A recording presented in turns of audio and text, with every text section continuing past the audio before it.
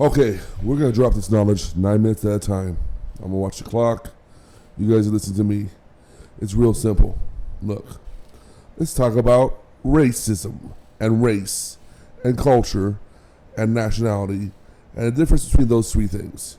Because right now we're going through a time of nationalism, right? We want to make America great again, and we don't want the immigrants, and blah blah blah. Well, the worst fallacy about all that is all the people wearing those red hats, they're actually immigrants, or kids of immigrants, or grandkids of immigrants. The people they're persecuting, the brown people that want to come across the border, are actually native people, right? So here we are in 2019, and we're still persecuting brown people for wanting just to live and have a life, right?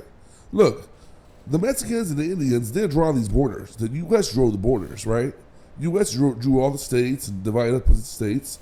Do you know why we have four corners? You know, we have the four corners states, Arizona, Utah, Colorado, New Mexico, right? They all come together at four corners. Do you know why? Well, that's dead center in the middle of the native land, the native nations. There's a whole bunch of native reservations all in that four corners area. So why did they draw four states up? Well, it's the classic divide and conquer that the British taught the Americans. See, the British conquered the whole world through divide and conquer. They rolled up into South Africa. They saw one tribe hated another tribe. They gave one tribe guns. They killed the other tribe. Then they killed the other tribe. It's real simple, you know.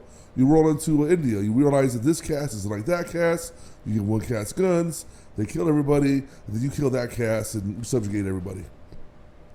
And they did this over and over again. They try to do it to us. They try to do it to us by making us into separate states. Well, they didn't realize that we would develop a nationalism because we have people coming into America. Well, the landowners were people of European descent, and then they were bringing in slaves, right? So why are they even bringing in slaves to America, right? Did anyone ever tell you that in school? No. The reason they had to bring in slaves because it was very expensive to bring the slaves over. You're tying up a whole ship going across the ocean. I mean, that's a lot of money, right? Well, the European settlers had to bring the slaves because they tried to enslave the native people and they could not do it. Why could they not do it? Well, the native people knew the land. They knew the food you could eat off the ground. They knew where to find the water, right? So they just bail out. Like, you try to tell them to, grow something for you, they're like, I'm out of here, bro. We're going to hang out with my cousins over there, right? So they could not enslave the natives. So what they do? They killed them, they raped them, and they infected them with smallpox. And the ones that remained, they put them on reservations, right? And what they do is they had to bring in African slaves. Now, why African slaves?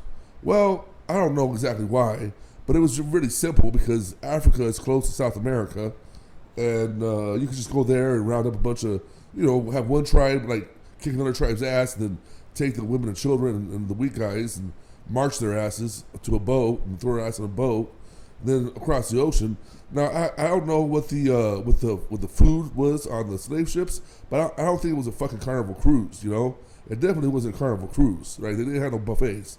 They were all chained up as prisoners in the bottom of the ship, right? Now what happens when one of these ships sinks? Do you think they went and unchained all these black people that are the African slaves? No, they jump boat and let the ship sink. And 600 people die. And it happened over and over again, right?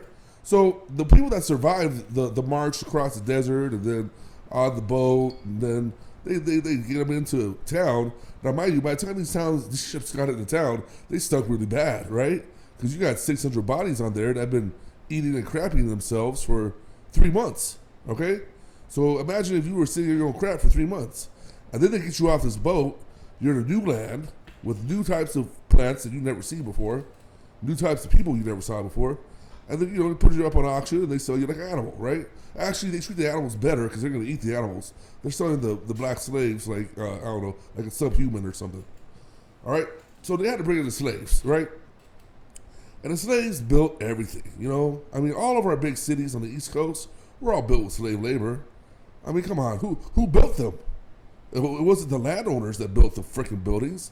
You go into Washington, D.C., you look at all these monuments and these huge buildings that are enormous. Who do you think built those buildings?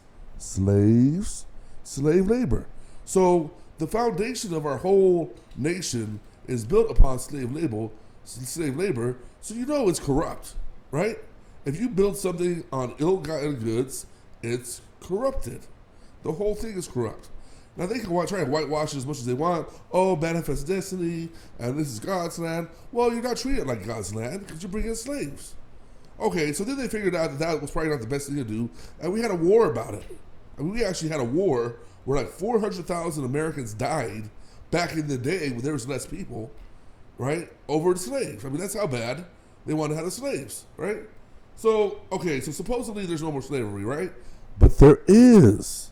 There still is slavery. Why? How is that? Well, when you bring someone as an indentured servant, or you bring some Chinese person and say, I'm going to charge you so much to come over, you work for me, or you bring in people that do your nails and they're like bound to some account, or you bring in Guatemalans to clean your house and they have to pay the coyote, that's all a type of slavery that's monetary. That's a monetary slavery that you're doing, all right? So we still do slavery today.